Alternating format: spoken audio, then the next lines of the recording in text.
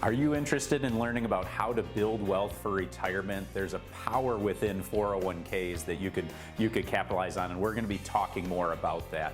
How to deal with rising inflation. That's something that we're all feeling, and so we're going to be sharing a lot of helpful tips about that. Should you get a Gold IRA? What is a Gold IRA, and how does that play a role in potentially in your retirement portfolio? And lastly, how do retirees spend their newfound free time? So we'll have a little fun with that segment. So stay tuned here to Retiring Well.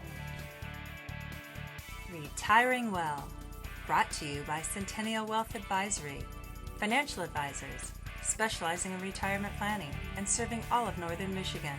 Retiring Well, helping you plan for a successful and comfortable retirement. Retiring Well. Plan to retire well. The power of the 401k. The 401k has really become the cornerstone of American investing, if you will. I mean, years ago, we used to have those pension plans, right? Well, now it's all about the 401k. In fact, in the last decade, 401k assets have increased twofold, okay? The total in America right now, it's estimated we have about 6.3 trillion saved in 401ks.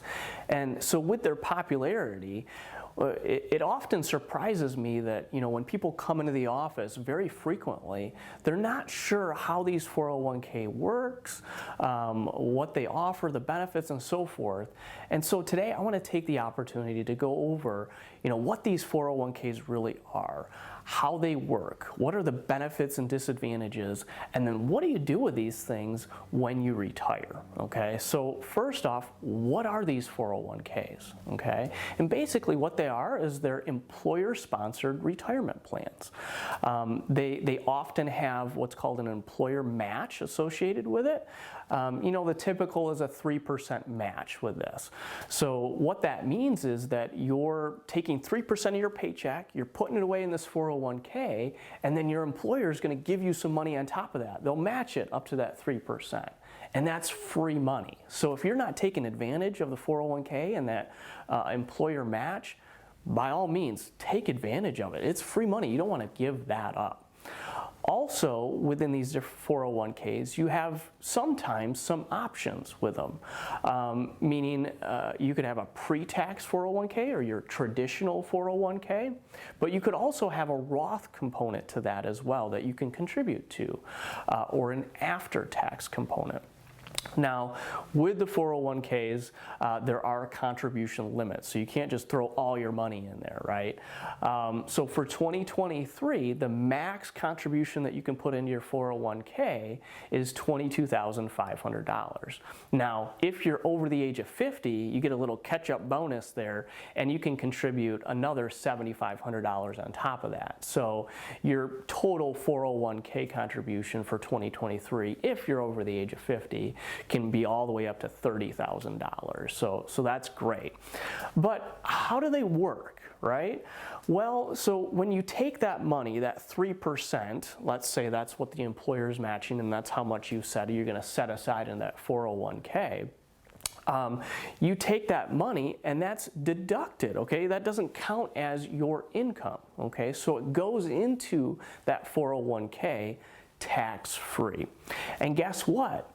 That money that you put in there, that you contributed, it grows tax-free, assuming the market grows, for the rest of your life until you take it out of there, okay? Then, when you take it out, then and only then will those funds become taxable. Okay. Now, obviously, if you've got the Roth component, that works a little differently, where you pay the taxes up front, and then it grows tax-free, and you take the money out tax-free as well in retirement. So what are the advantages and the disadvantages to those 401ks? Well, the big advantage there that I see for most people is it's an opportunity for them to get started investing, okay? It kind of gives you an incentive, right? If the employer is going to match up to a certain amount, give you some free money, it gives you that incentive to start investing and start investing early. Okay. Another big benefit is those tax advantages, right? You get that tax deduction when you put the money into it, and maybe later in life you're going to be in a lower tax bracket, so you can take the money out at a lower tax rate. Okay. Now, disadvantages with the 401k? Well, the big one that I see is, you're very limited to what you can actually invest in when you have that 401k. Typically, you have maybe 15, maybe 30 different investment options that you can pick from, and that's all you got. And you're typically on your own. You don't really have great access to an advisor to help you along the way and to pick out the different investment strategies that you should be in. Another disadvantage is, well, you got to hang on to that money. You got to keep it there until you retire, until age 59 and a half. Now, there are some caveats to that where you can get access a little sooner, but if you take money out before age 59 and a half from that 401k, you're going to have that 10% penalty. So you want to make sure you avoid that one. Now, what do you do with these funds, with these 401ks when you retire? Well, you essentially have 4 different options. You can cash it out, which you might want to think twice about that because that's a huge taxable hit.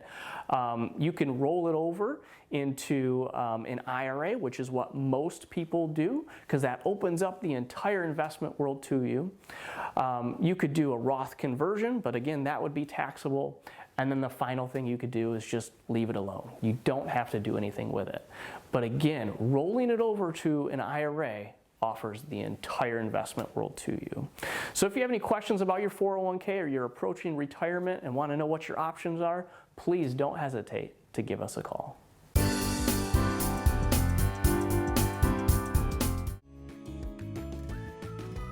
If you like watching Retiring Well, make sure to go to youtube.com/retiringwell and click the subscribe button to never miss any of our TV shows and other informative videos. When it comes to your financial future, what's the value of a truly objective opinion? As someone looking for financial guidance, you have choices. There are thousands of captive financial professionals who work as employees for large national insurance companies and brokerages. There are also many independent financial professionals who aren't bound to any given insurance company, investment strategy, or product. So what's the difference, and why does it really matter to you? Consider this. If you walked into a doctor's office with a sore throat, a bad cough, and a high fever, you'd expect that doctor to assess your symptoms, do a thorough diagnosis, and ultimately hand you a prescription written to cure your particular ailment. In other words, you'd expect the doctor to consider all the medications available and give you his or her absolute best thinking on what's best for you. On the other hand, if that doctor opened the cupboard and only had 3 or 4 prescriptions available, maybe those offered by his or her favorite pharmaceutical rep, most patients would immediately raise an eyebrow, suspicious that they might not be getting what was really in their best interest. The same may be true for your financial well-being. If your financial professional is an employee who's contractually bound to represent a given insurance or investment company, only offering their products while there are literally hundreds of others available, how sure can you be that you're being offered what's truly best for your situation? You don't walk into a tailor or seamstress shop to get clothing off some rack. You go for a custom-tailored fit. And with something as important as your financial future at hand, the stakes are even higher. We believe you deserve a truly objective opinion. We think you deserve to consider more of the available options. And we believe your financial future is worth a custom-tailored prescription to help you feel confident for the days ahead. If you'd like a second opinion on your current retirement strategy, simply contact our office today.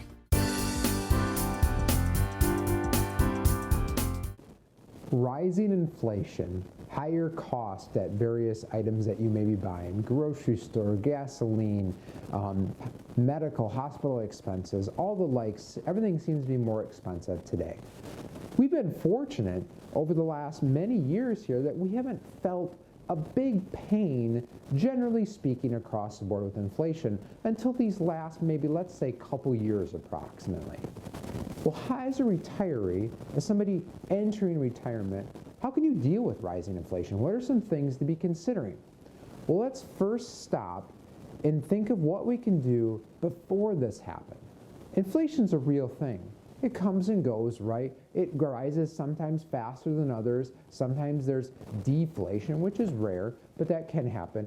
But that inflationary aspect of it, things are likely going to go up. Think of the first car you bought, right? Probably a lot less than what's on the lot today, potentially, if you bought that car 20, 30 years ago. So As we're planning for financial success, having a retirement plan in place, rising inflation has to be thought of well in advance of it actually happening. It gives you a better chance of success. So when you're building your overall retirement plan and your financial plan and you're saving for this day of retirement, this inflation needs to be something that's factored into this long before it ever happens. That way, when it does happen, it's not a surprise, and you can be helped coach through it at that time. So that's kind of step one. Deal with inflation prior to it actually happening. So if you're somebody that's still working or very early in retirement, now is the time to model that and see what adjustments you need to make with your plan to have the chance of success for not only the inflation we're in right now, but the potential rising inflation you have at various points in your lifetime to continue. All right, the next thing to talk about is we're in it, okay? We're in this rising inflation. What are some things that you can be doing right now with that? One, I look at cash management. If you're fortunate enough to have some savings set aside, whether that's in just cash, savings account, CDs, whatever it is, now is the time to be looking into that to see what is it doing for you. Potentially, always want to have your money working for you, but maybe in a more important time now that stuff is more expensive. Interest rates have risen, and so now we have a compelling argument, or at least a talking point, to when we're talking about interest rates.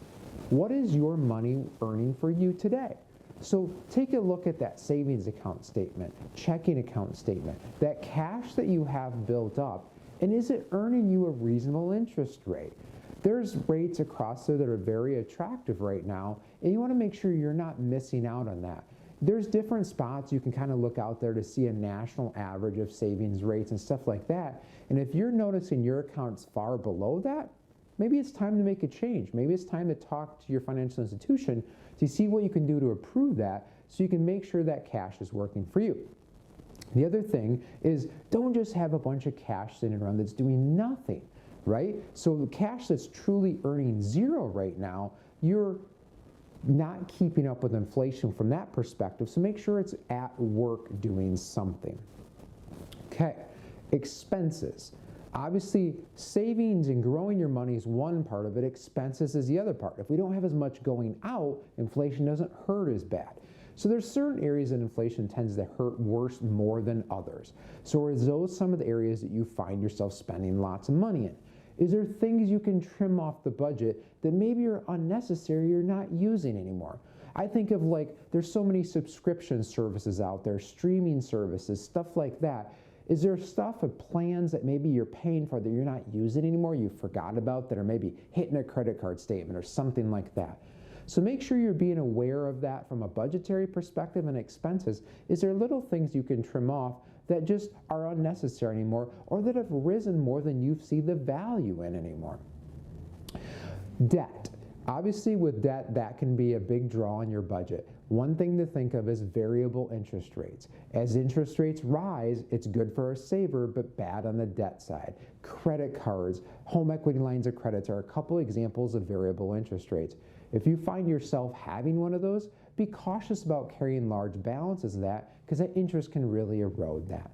Hopefully that was helpful for you as different things with this rising interest rate environment we find ourselves in. Give us a call at the number on the screen. We'd love to sit down and talk to you and see how we can make sure this inflation doesn't derail your retirement plan.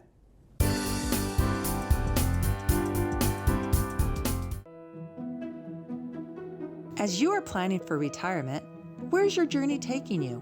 Do you know where you are going? How are you going to get there? And what's the best route to take? Do you have a personal retirement roadmap? At Centennial Wealth Advisory, we specialize in retirement planning, and we have designed a complimentary retirement roadmap video series that can be customized based on your personal circumstance and preferences. There is no cost and no obligation. Simply go to cen-wealth.com/roadmap and provide us with some basic information that will guide you to your on-demand, customized retirement roadmap video. Planning is the first step to succeeding. Plan to retire well. Your grandchildren are precious to you. They are your life. This is your time to have that special relationship. Taking care of yourself is taking care of them. Centennial Wealth Advisory is offering a free, no-obligation retirement review to make sure you don't run out of money during your retirement. Centennial Wealth Advisory. Your best is yet to come.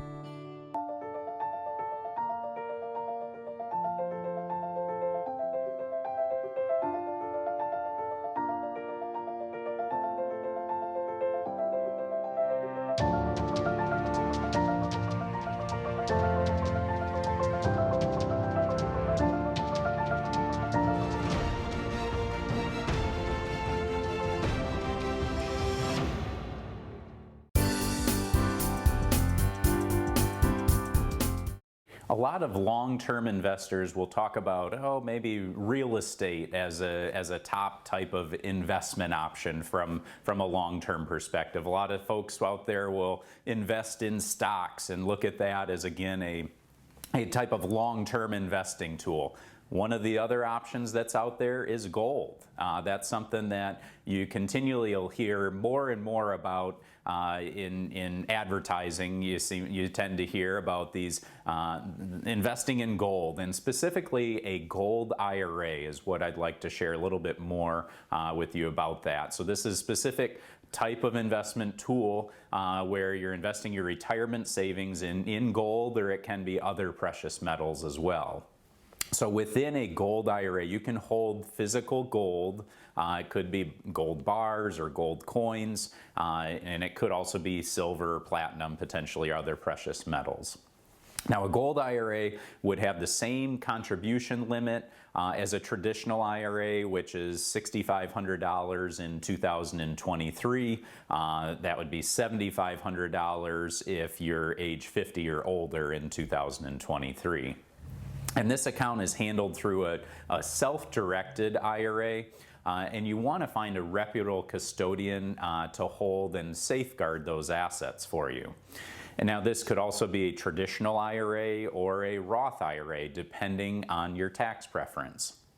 And the gold is stored in a depository that is approved by the IRS, which is important so that you know that there's some level of protection and safeguarding on that.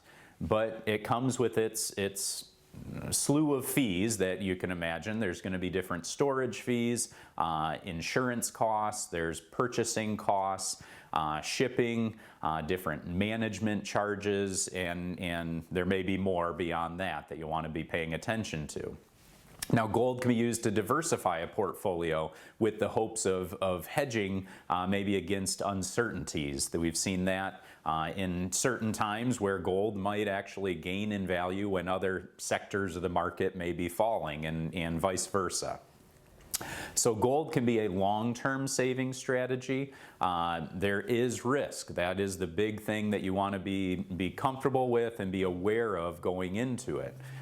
There's going to be volatility that you'll see happen with the price of gold, just like you may experience with other investments. So a lot of times you'll see the stock market bouncing up and down and everything. There are times in history where you see gold bouncing up and down with the value. Potential disadvantage of holding a Gold IRA is from a liquidity factor. It's maybe a concern of how quickly you can access cash.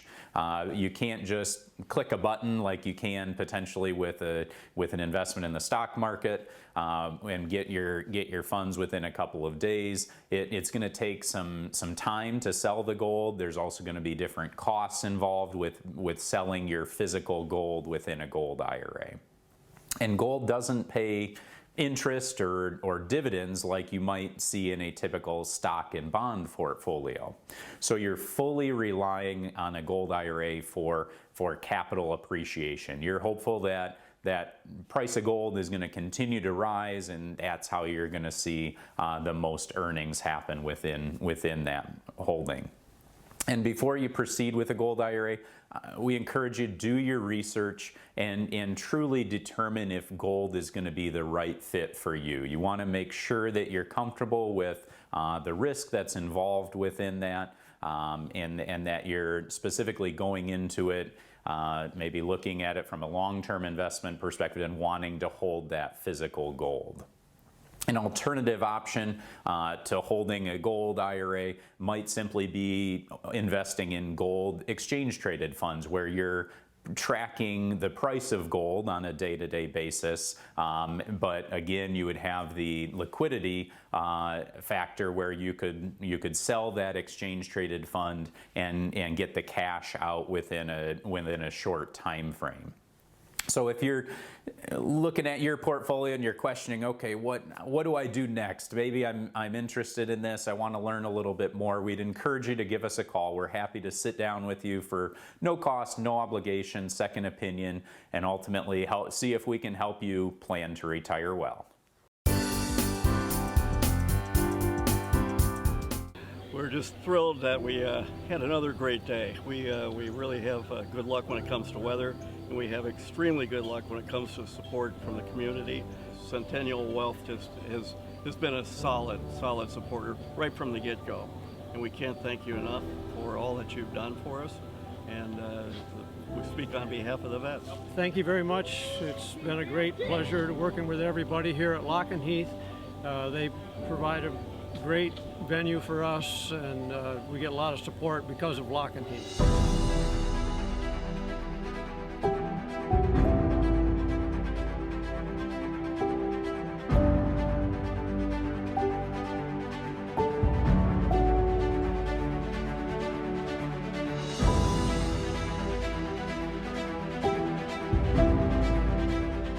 Thankful to be out here with Veterans in Crisis. We've been supporting them for a number of years, and beautiful day for a golf outing. They do so much for the Northern Michigan veteran community, and Centennial Wealth Advisory is just proud to partner with them once again.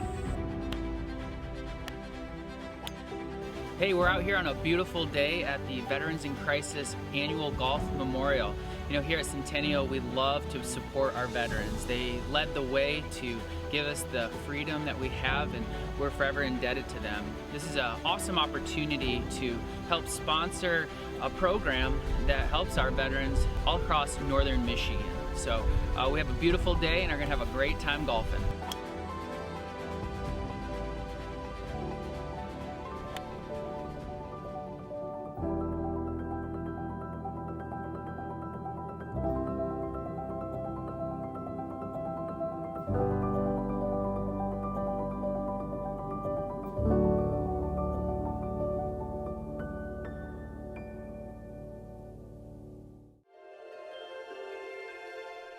Living life isn't always easy. It puts up challenges and obstacles you'll have to overcome. There are responsibilities. You put in effort to provide and take care of your family, and to save and invest, to balance work and life. Planning is the first step to succeeding. Plan to retire well.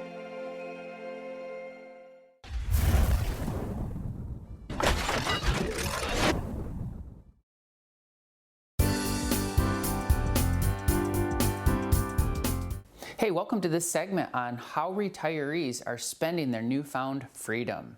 The very first one is sleep. On average, if you're 75 or older, you're getting about 9.9 hours a day of sleep.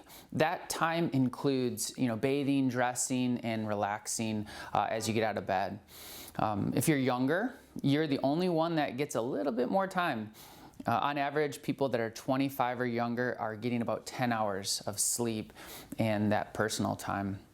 The next thing retirees are doing is watching TV. On average, if you're 65 or older, you're watching about 4.6 hours of TV per day.